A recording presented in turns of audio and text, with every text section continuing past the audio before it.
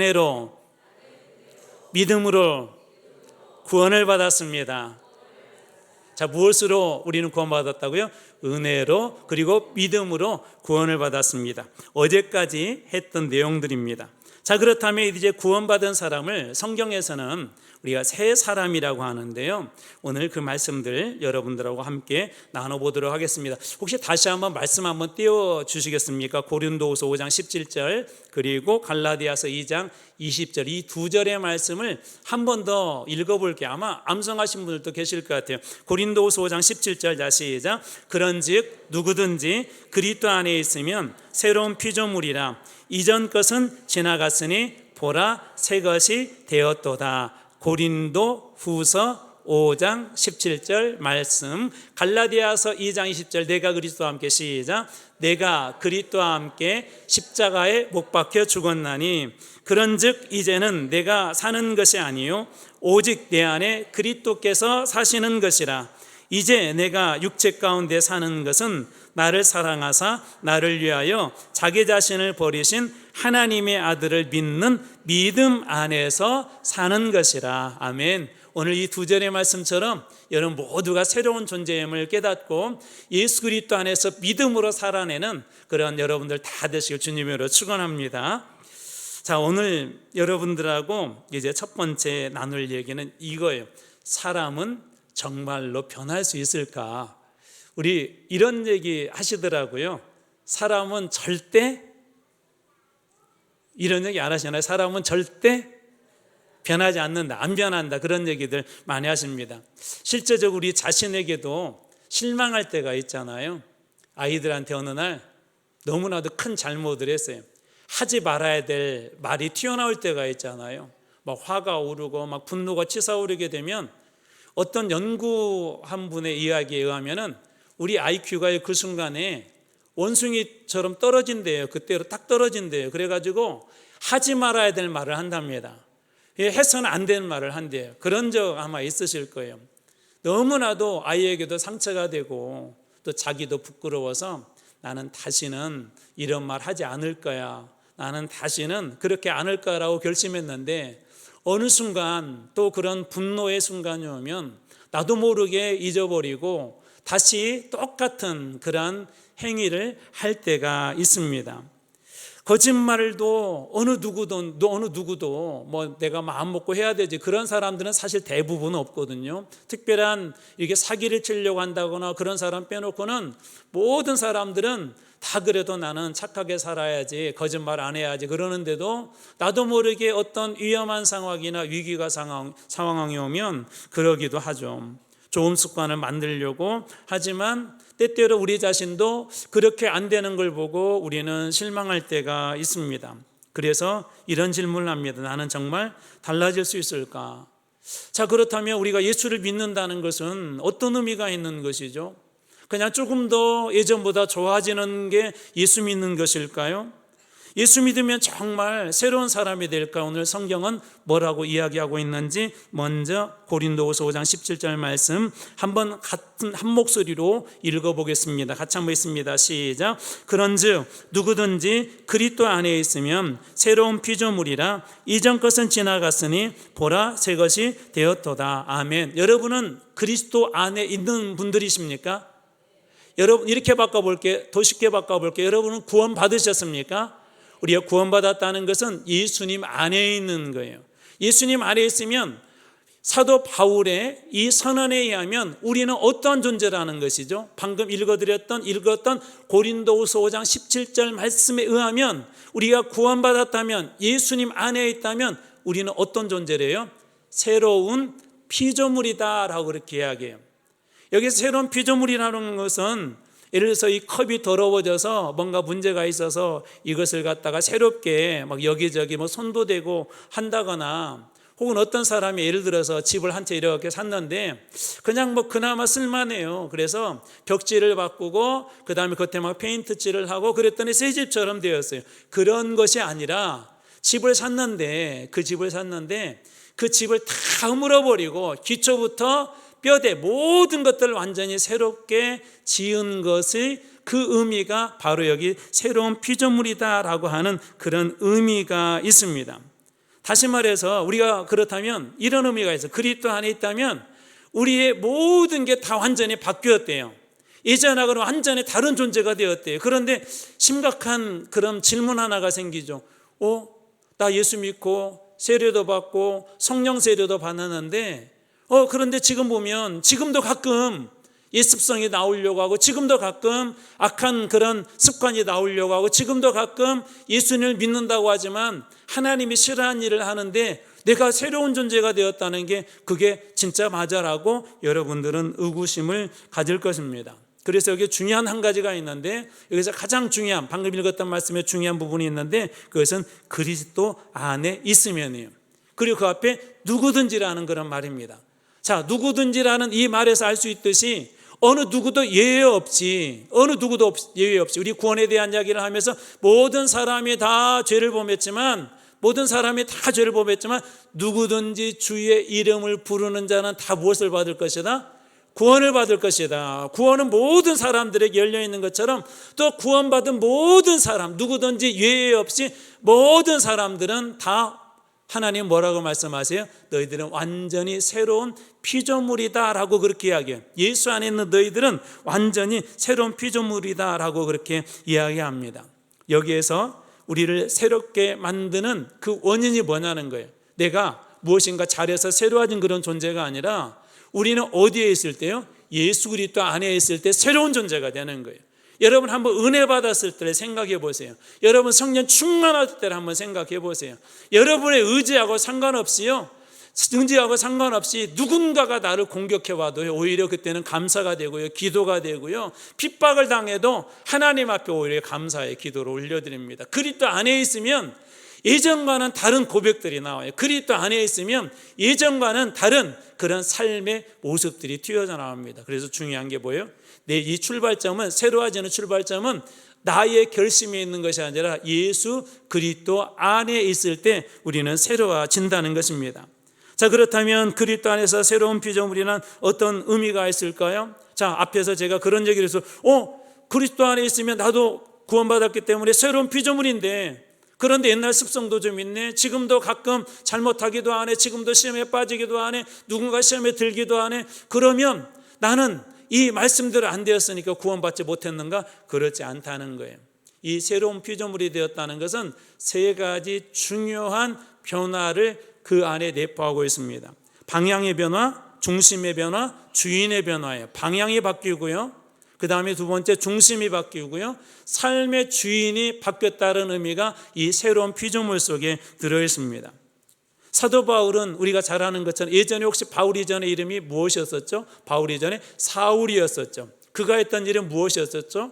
예수 그리스도를 믿는 사람들을 핍박하는 일, 잡아다가 감옥에 넣는 일, 심지어 앞장서서요, 내가 다메섹에 듣기로 소문에 다메섹에도 예수 믿는 사람들이 많다고 하는데 나한테 공문서 하나 써주십시오, 위임장 하나 써주십시오. 그러면 제가 다메섹까지 걸어가서 거기에 있는 예수 믿는 사람들 다 잡아가지고 감옥에 다 쳐넣겠습니다라고 공문서를 그가 받아가지고 다메섹으로 향했던 그 사람이 바로 사울 아닙니까? 그런 그가 예수 그리스도를 믿고 나서 삶의 방향이 바뀌었어요. 전에는 그리스도와 반대 방향으로, 교회를 핍박하는 방향으로, 전에는 교회에 대해서 대적하는 그런 방향으로 했던 그가 빌립보서 4장 14절입니다. 표대를 향하여 그리스도 예수 안에서 하나님이 위에서 부르신 부르심의 상을 위하여 달려가노라. 그냥 그 방향으로 가는 게 아니라 부르신 그 부르심의 그 자리에서 주님께서 내게 주실 그 상을 향하여서 그 방향으로 간대요. 교회를 핍박했던 사람, 교회를 향하여 대적했던 사람, 교회를 향하여서 끊임없이 예수 그리스도를 향하여서 대적했던 그 사람이 이제는 그리스도를 향하여, 십자가를 향하여, 표대를 향하여 그의 인생의 방향이 이렇게 바뀌어 버리고 맙니다. 그래서 그는 오직 주님만을 위해서 살겠다 그렇게 이야기하죠. 우리가 예수를 믿게 되면 바뀌는 방향들이 많아요. 예전에는 사망으로 갔다면, 예전에는 지옥으로 갔다면, 예전에는 멸망으로 가게 됐다면, 우리가 예수 그리스도 안에 있는 사람들은 여전히 부족하고 연약하지만 넘어지지만 이제 방향이 어떻게 바뀌어요? 천국으로 갑니다. 영생으로 갑니다. 생명으로 갑니다. 이것이 달라진 거예요. 이게 새로운 피조물이라는 의미입니다. 또 다른 의미는 뭐냐면 삶의 중심이 변해요. 삶의 중심. 고린도후서 5장 15절입니다. 그가 모든 사람을 대신하여 죽으심은 그는 누굴까요? 다시 한번 읽어드릴게요. 그가 모든 사람을 대신하여 죽으심은 그는 누굴까요? 그렇죠. 예수 그리스도시죠. 예수님께서 모든 사람을 대신하여 죽으셨는데 살아있는 자들로 하여금, 지금 살아있는 자들로 하여금, 지금 이 땅에 사는 모든 사람들로 하여금 다시는 그들 자신을 위하여 살지 않고, 여러분 여기에서 여러분 스스로가 판단해 보세요. 이 사람들에게 그런 게, 다시는 그 사람들을 위해서 예수님께서 죽으신 이유는 다시는 자신을 위해서 살지 않고, 이것은 자신을 위해서 사는 것은 그러면 무엇과 관련됐을까요? 죄와 관련되어 있고 사망과 관련되어 있습니다. 자신을 위해서 사는 삶의 방향은 이 죽음이에요. 자신을 위해서 사는 그런 삶의 모든 것은 아무리 선하다 할지라도 그 결론은 모든 것들은 다 죄입니다. 자신을 위하여 살지 않고 이렇게 바뀌어요. 오직 그들을 대신하여 죽었다가, 누구시죠? 그들을 대신하여 죽으신 분 예수 그리스도. 다시 살아나신 이 누구시죠? 예수 그리스도죠. 죽으시고 부활하신 분, 십자가에 달려 죽으시고 부활하신, 이렇게 말씀이 이어집니다. 다시 살아나신 이를 위하여 살게 하려 함이라. 예수님께서 우리의 죄를 위해서 십자가에 죽으신 이유는 더 이상 자기 자신을 위해서 살지 않고 누구를 위해서 이제 살게 하신다고요? 그리스도를 위해서 살게 하기 위해서 그렇게 하셨다는 거예요. 그리스도를 위해서. 예전에는 그 중심이 나 중심이었어요. 나 중심. 우리 CCC에 가면 그 사형리에 그런 그림 있는 거 여러분 보셨죠? 의자에 거기가 나가 그려 있는 그림이 있고 십자가 그려 있는 그런 그림이 있습니다. 예전에는 내가 주인의 자리 아니에요. 예전에는 내가 중심에 있었어요. 예전에 모든 것이 내 중심으로 돌아갔어요. 내가 손해보면 안 됩니다. 내 감정이 중요했습니다. 내 이익이 중요했습니다. 내 생각이 중요했습니다. 내 욕심이 중요했습니다. 내 주장이 중요했습니다. 예전에는 그렇게 살았어요. 나 중심으로 살았어요. 그런데 이제는 그리스도를 위하여서, 다시 살아나신 이를 위하여서 살게 하시기 위해서, 그래서 이런 사람은 새로워진 피조물은 중심이 바뀌어요. 예전에는 나 중심이었던 사람이 이제 구원받은 사람은 예수 그리스도를 위해서 살게 됩니다. 그래서 사도 바울은 사나 죽으나 우리는 다 누구의 것이라고 그래요? 주의 것이라는 거예요. 주의 것. 우리가 주님께 속한 그런 존재들이라는 거예요. 그래서 주님의 영광을 드러내며 살아야 되는 그런 존재가 바로 우리 자신이다라고 그렇게 이야기합니다. 저는 여러분들의 삶의 중심이 세상이 아니라, 여러분의 삶의 중심이 자식이 아니라, 여러분의 삶의 중심이 성공이 아니라, 여러분의 삶의 중심이 나의 쾌락과 즐거움이 아니라 우리 주님이 되시길 주님의 이름으로 축원합니다. 더 이상 세상을 위해 살지 않고 주님을 위해서 사는 것, 중심이 바뀌는 거예요. 첫 번째는 방향이 바뀌었다면 두 번째 중심이 바뀝니다. 세 번째는 주인이 바뀝니다. 주인. 갈라디아서 2장 20절 말씀, 내가 그리스도와 함께 십자가에 못 박혔나니 그런즉 이제는 내가 사는 것이 아니요. 십자가에 못 박힌 사람은 더 이상 누가 살지 않아요? 내가 살지 않는데요. 이건 내가 죽는다라는 그런 의미가 아니라 내 인생의 주인은 이제 내가 아니다라는 뜻이에요. 내 인생의 주인은 이제 내가 아니다. 마음의 중심의 그 왕좌에 이제는 내가 앉았는데 이제는 그 주인의 자리를 하나님 앞에 예수 그리스도에게 내어드리는 거예요. 그래서 주인의 자리가 바뀝니다. 예전에는 내가 그 자리에 앉아 있었는데, 예전에는 내가 원하는 대로 했는데, 예전에는 내가 왕처럼 그렇게 했는데, 복음을 만나게 되면 그 왕좌의 자리에서 내려와서 그 왕자를 주님께 드립니다. 우리 계시록 보면서 최근에 봤던 말씀 중에 24 장로들이 보좌에 앉아 있었거든요. 왕관을 쓰고 있었거든요. 그런데 그들이 하나님을 찬양할 때 어떻게 찬양한지 혹시 그 장면 여러분 기억나세요? 그들이 엎드려 하는데 무엇을? 자기의 관을 벗어서 드립니다. 내 명예, 내 영광, 내 힘, 내 권위, 내가 왕이었던 모든 것들을 하나님 앞에 올려드립니다. 그래서 주인의 자리가 바뀌어요. 이전에는 내가 주인이었다면 이제는 예수 그리스도께서 주인 되는 그런 삶이 바로 새로운 피조물이라는, 완전히 바뀌었다는 게 뭐냐면 예전에와 방향이 다르다는 거예요. 예전에와 중심이 다르다는 거예요. 그리고 예전에와 이제는 주인이 다르다는 거예요.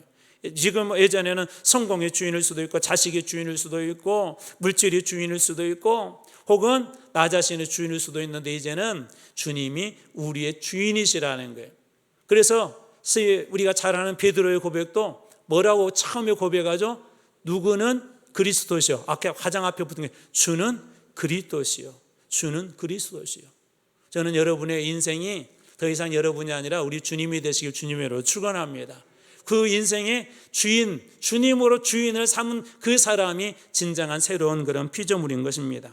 자, 그렇다면 우리의 새 주인은 누구십니까? 갈라디아서 2장 10절. 자, 이 말씀을 같이 한번 읽어보겠습니다. 시작. 오직 내 안에 그리스도께서 사시는 것이라. 여러분은 어떤 단어가 눈에 들어오세요? 아무거나 괜찮습니다. 틀린 건 없습니다. 자, 한번 해볼까요? 이쪽 줄에 누구나 아무나 대답해 보세요. 그리스도 좋습니다. 이쪽 줄이요? 내 안에. 네, 이쪽 줄은요? 네? 사시는 거예요. 끝에요. 아, 오직. 제가 원하는 답은 오직이었어요. 오직. 오직. 첫 번째로 원하는 답은 오직이었으면. 물론 다 틀린 거 아니에요. 자, 오직이라는 표현은 뭐예요? 올리라는 뜻이에요. 예전에는 제가 이스라엘 얘기 여러 번 했잖아요. 구약의 이스라엘에 하나님 떠난 적 없었다니까요. 하나님도 믿었어요. 하나님도 믿고 우상도 믿고 일거양득하려고. 하나님도 믿고 또 세상의 우상을 섬기는 풍요도 얻고 재산도 얻고 세상적인 성공도 얻고. 그런데 새로운 피조물의 진정한 주인은 몇 분이에요? 세 분이죠? 아니죠. 두 분이죠. 네, 한 분이십니다. 그래서 우리가 유일한 구원자, 유일한 예수 그리스도라고 하는 거예요. 예수 그리스도라고 그렇게 하는 것입니다. 그래서 오직 내 안에, 자, 누가 사시는 것이라고요? 내가 사는 것이라. 새 사람의 핵심은 내가 강해지는 게 아니에요. 새 사람의 핵심은요, 내가 완벽해지는 게 아니에요. 새 사람의 핵심은 뭐냐? 이제 나는 없고 나는 죽고 오직 내 안에 누가 사는 거예요? 그리스도가 사시는 거예요. 누가 주인이 되는 거예요? 그리스도가 주인이 되는 거예요. 누가 왕이 되시는 거예요? 그리스도가 왕이 되시는 거예요. 예전에는 왕의 말이 중요했어요? 안 중요했어요? 요즘은 너무 좋아져가지고 대통령 말 뭐 안 듣고 뭐 대통령이 뭐 대적을 하더라도 이게 정치적인 뭐 그런 것들이 있으니까 민주주의 사회에서는 괜찮아요. 예전에는 왕 잘못 대적했다면 어떻게 돼요? 예, 죽어요. 흔적도 없이 사라집니다. 자, 주님이 우리의 왕이시라면 이제 우리는 누구 말 들으며 살아야 돼요? 어찌 갑자기 대답이 없어져 버렸네. 주님이 우리의 왕이시라면 이제 누구 말 들으며 살아야 돼요? 예수님 말씀, 주님 말씀 들으셔야 되죠. 주님 말씀 들으며 살아야 합니다. 그게 새 사람, 새로운 피조물이라는 거예요. 새로운 피조물. 집도 주인이 누구나에 따라서요, 디자인이 바뀌고요, 인테리어가 바뀌고요, 심지어 똑같은 집을 이렇게 사놓고도 어떤 사람은 그 집을 값어치를 높여서 이렇게 새롭게 이렇게 만들어 놓은 사람이 있는가 하면 어떤 사람은 그 값을 떨어뜨려 놓는 사람이 있습니다. 또 어떤 사람은 그 집을 갖다가 아주 멋있게 만들어 사람들에게 야, 어떻게 집이 저렇게 멋있어지냐 선망의 대상이 만들기도 합니다. 주인이 누구나에 따라서 이렇게 달라지는 거예요. 우리 주님은 여러분 인생의 최고의 디자이너인 것을 믿으시기 바랍니다. 여러분 인생의 주님이 주인 되시길 주님으로 축원합니다. 주님이 주인 되었을 때 우리의 인생은 새롭게 이렇게 디자인되는 거예요. 그래서 우리는 이제 이렇게 한번 질문을 바꿔봐야 합니다. 예전에는 우리가 기도하면서 주님, 저 이거 원해요. 이거 필요해요. 내가 원하는 건 무엇인가? 내가 소망하는 건 무엇인가? 내가 희망하는 이거 중요하거든요. 근데 더 중요한 것이 있어요. 예수님께서 좋아하시는 것이 무엇인가? 예수님이 무엇을 원하시는가? 예수님께서 무엇을 기뻐하시는가? 예전에는 나를 중심으로 해서 질문하고 어떻게 하면 그걸 이룰 수 있을까 얘기했다면 이제 새 사람, 새로운 피조물은 예수님을 중심으로 우리가 질문하는 예수님께서 무엇을 기뻐하실까? 주님 이 시간에 여러분들 한번 빨리 대답해 보세요. 이 시간에 주님 가장 뭘 기뻐하실 것 같아요? 그냥 말하지 않아도 알합니까? 뭘 기뻐하실 것 같아요? 저는 예배 드리는 걸 기뻐하실 것 같아요.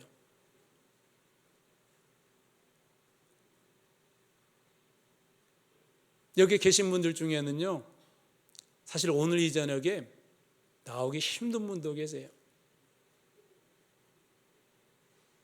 몇 걸음 떼기도 힘든 분들도 계세요.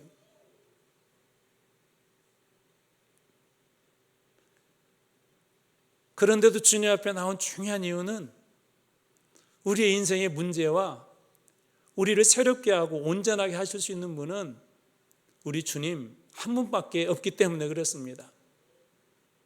자녀들을 여러분의 힘으로 바꾸려고 하지 마세요. 누군가를 여러분의 말로 바꾸려고 하지 마세요. 말 1000마디, 2000마디, 아니 거기다 유명한 명언을 담고 여러분이 최고의 철학자가 되어서 사람의 마음을 움직일 만한 그런 말을 한다 할지라도 주님 앞에 한마디 기도가 훨씬 더 그 말보다 강하다는 걸 여러분 믿으시기 바랍니다. 아니 말하지 않아도 괜찮아요. 주님 아시지 하고 눈물 한 방울의 그 기도가 세상의 어떤 철학자나 멋진 명언보다도 그 자녀의 삶을 책임질 수 있는 능력이라는 것을 여러분 믿으시기 바랍니다. 저는 주님께서 그래서 저는 다음 세대 기도회를 정말 기뻐한다고 봐요. 한번 두고 보십시오. 우리 기도회가 만약 이 기도회가 10년, 20년 계속 우리가 이어진다면 정말 그렇게 되기를 원합니다. 10년, 20년 뒤에 제 예언이 틀렸는가 한번 여러분 한번 되돌아보십시오. 그때 기도회 자리에 나왔던 우리 여름이가 어떻게 변화됐는지, 우리 예한 이소리가 어떻게 되었는지. 저는 저 아이들이 이 자리에 나온 게 기적이라고 봐요. 기적. 우리 정우가요 하루도 안 빠지고 지금 주일학교 대표라나 대표. 원래 얼굴도 대표인데 막 이제 신앙도 대표가 될 것 같아요. 우리 정우가. 한번 두고 보세요. 10년, 20년 뒤에 하나님 어떻게 쓰시는지. 지금은 조금 힘들어 보일 수도 있고 연약해 보일 수도 있지만 하나님께서 무엇을 원하시는가? 예수님 무엇을 기뻐하는가? 내가 지금 뭘 해야 되지? 이 시간에 지금 내가 꼭 해야 될 일이 뭐지? 뭐가 중요하지? 제가 소보다 예배를 여러 번 예화 말씀드렸죠. 소보다 예화를 기억나세요? 기억난다고 하면 시킬까 봐 대답을 안 하시는 것 같아요. 몽골의 이용규 선교사님이 내려놓은 책에서 그 내용 중에 하나인데, 한 청년이 어느 날 주일날 예배당에 왔는데 막 땀으로 다 젖었대요. 막 여기 막 먼지 투성이, 흙먼지 투성이, 이게 여기 땀이 흘러내리는데 쉽게 얘기하자면 떼꾸작물이 흘러내리는 거예요. 흙먼지가 막 흘러내리는 거예요. 그래서 왜 이러냐 그랬더니 상황 얘기를 하는데, 주일날 예배 드리러 오기 전에 소를 갖다 이렇게 가서, 우리도 예전에는 소 풀밭에 갖다 이렇게 메워놓고 하루 내에 뜯겼잖아요. 딱 갔는데 그는 이 소가 도망쳐 버린 거예요. 그 초원이니까 얼마나 덥겠어요. 소를 잡으러 가는데 얘가 나 잡아봐라 하고 도망가더래. 쫓아가면 더 멀리 도망가고 더 멀리 도망가고. 근데 딱 시간을 보니까 예배 시간이 가까워요. 또 늦으면 안 되니까 막 뛰어서 온 거예요. 그러면서 소보다 예배를 그렇게 왔다는 거예요. 그래서 선교사님이 그 청년을 그날 축복해 줬대요. 하나님, 이 청년이 하나님께서 예배를 기뻐하시고 하나님 앞에 예배 드리는 것이 가장 소중하기 때문에 그 사회에서는 가축이 정말 중요하거든요. 근데 그것을 지금 잃어버린 거 아니에요? 어쩌면 그 가정에 그만큼의 지금 재산을 잃어버린 거 아니에요? 여기 혹시 주식하시는 분들 계시죠? 하루에 얼마만 빠져도 여러분 얼마나 속상하고 눈물 날 일 많습니까? 근데 내 신앙이 쑥 빠져나가고 있고요. 우리 자녀들의 신앙이 무너져가고 있고요. 어느 순간 하나님 앞에 예배드리는데 기쁨도 없는데도 우리는 어느 누구도 그런 거에 대해서는 슬퍼하지 않아요. 속상해하지 않아요. 예배 시간이 늦은 거에 대해서 마음 아파하지 않아요. 이 청년은 예배에 늦지 않으려고 엄청난 그런 우리나라의 재산의 가치보다도 지금 가치보다도 훨씬 더 많을 겁니다. 소보다 예배를. 그래서 선교사님이 이렇게 축복 기도를 해주고 예배를 그날 드렸대요. 예배가 다 끝나고 문을 열었는데 어떻게 하셨다고 소가 음매하고 기다리더랍니다. 전 여러분들이 이렇게 질문했으면 좋겠어요. 내가 지금 무엇을 해야 되지? 내 인생의 목표는 무엇이지? 그것보다 그 질문도 중요하지만 예수님께서 지금 가장 기뻐하실 일이 무엇일까? 예수님께서 나에게 원하신 일이 무엇일까? 이번 기도회를 통하여서 내가 예수님께서 가장 기뻐하는 그 일들을 내가 어떻게 해드릴 수 있을까? 한번 고민하는 그런 여러분들 다 되시길 주님의 이름으로 축원합니다. 그래서 새로운 피조물은 주인이 바뀌었기 때문에, 방향이 바뀌었기 때문에, 중심이 바뀌었기 때문에 질문이 바뀌어요. 질문이. 예전에는 나 중심이었지만 이제는 예수님 중심으로 바뀝니다. 이렇게 살았던 한 사람이 있죠. 우리가 잘 아는 삭개오 이야기, 여러 번 했지만 짧게 나누도록 하겠습니다. 어느 날 예수님께서 찾아오셨죠. 누가복음 19장 5절, 삭개오야 속히 내려오라, 내가 오늘 내 집에 유하여 하겠다. 자, 여기서 여러분이 질문하겠습니다. 삭개오가 예수님을 찾아간 거예요? 예수님께서 찾아오신 거예요? 자, 말씀 들어오면 있는 걸 보고 예수님께서 돌감람나무로 갑니다. 그리고 그에게 말씀하시는 거예요. 오늘 이 저녁에도 누군가에게는, 이곳에 계신 어떤 분에게는 우리 주님이 찾아오실 것입니다. 그리고 말씀하실 거예요. 이 위에 올라가 있는 건 여러 가지 의미가 있다고 그랬어요. 여러 가지 의미가. 여러분 그 자리에서 오늘 이 저녁에 내려오시기 바랍니다. 그러자 삭개오가 어떻게 합니까? 주님을 영접하고 자기 집으로 모십니다. 그리고 예수님을 만난 그가 이런 고백을 하죠. 19장 8절 말씀, 삭개오가 서서 주께 여짜오되 주여 보시옵소서, 내 소유의 절반을 가난한 자들에게 주겠사오며. 여기까지만 볼게요. 자, 무슨 일이 지금 일어난 거예요? 삭개오는 움켜잡는 사람이라고 했잖아요. 세리였다고 그랬잖아요. 강도라고 했잖아요. 날강도였었고 도둑이라고 불렸던 그 사람이, 돈을 좋아했던 그 사람이 그냥 자기가 범죄한 걸 먼저 나눠주겠다 얘기하지 않고 자기 소유의 절반을 떼어주겠대요. 주인이 바뀐 거예요. 중심이 바뀐 거예요. 이제 누구를 더 좋아하는지 그게 바뀐 거예요. 그리고 말씀은 이렇게 이어집니다. 소유의 절반을 가난한 자들에게 주겠사오며 만일 누구의 것을 속여 빼앗은 일이 있으면 그것은 네 값절 제가 갚겠습니다라고 그렇게 바뀝니다. 돈에 대한 태도가 바뀌고 그 물질에 대한 태도가 바뀌는데 그 이유는 뭐예요? 이제 그의 인생의 주인이 바뀐 거예요. 이게 새로운 피조물입니다. 그러자 예수님 뭐라고 이야기했습니까? 누가복음 19장 9절, 이 말씀을 같이 한번 읽어보겠습니다. 시작. 오늘 구원이 이 집에 이르렀으니. 지금 누구에게 임한 거예요? 누구의 집에? 이 삭개오의 집에.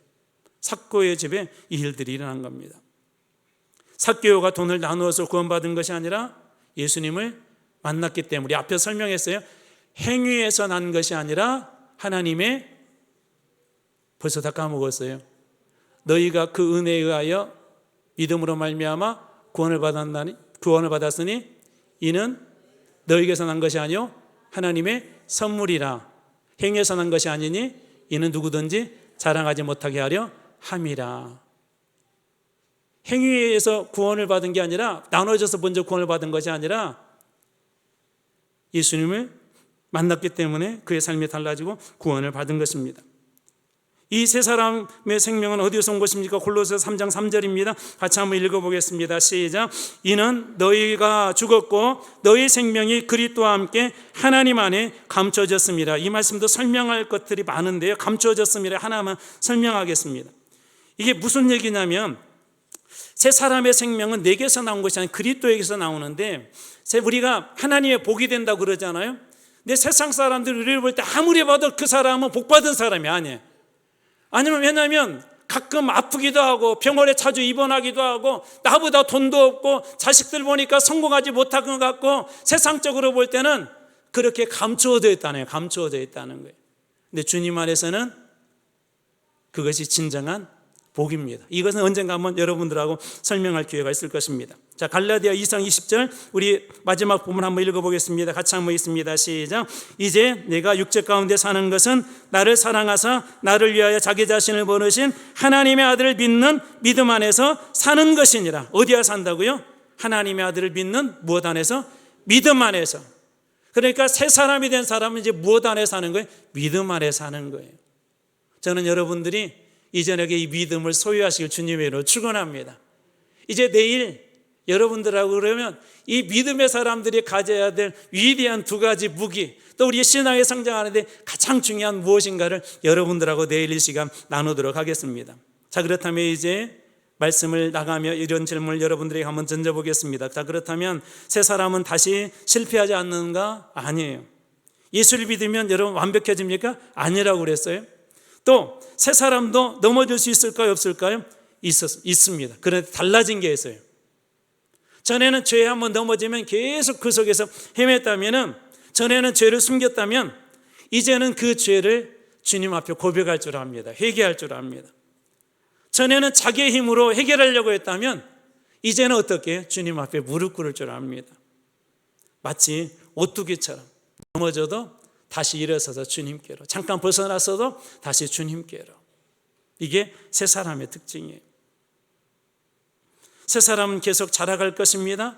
자, 그렇다면 오늘 하나님께서 우리에게 주신 중요한 은혜는 무엇일까? 앞에부터 빨리 정리해 보겠습니다. 하나님께서 우리를 사랑하셨습니다. 그러나 우리는 죄인이었기 때문에 죄를 죽을 수밖에 없었고, 하나님의 영광에 이르지 못한, 하나님께서 기뻐하시는 것을 할 수 없는 그런 존재였습니다.